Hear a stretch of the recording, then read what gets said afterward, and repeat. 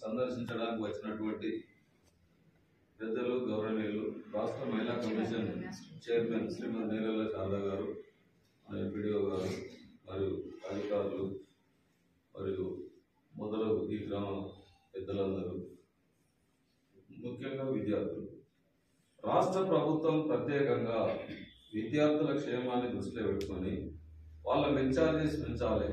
40% మెచ్చార్జెస్ plus cosmetic ఛార్జీలు 200% పెంచారు. దీనివల్ల విద్యార్థులకు ఎంతో ఉపయోగం ఉంటుంది.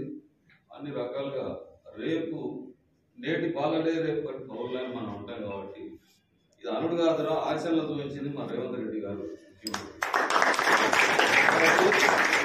ఈ యొక్క మంచి కార్యక్రమానికి హాజరైనటువంటి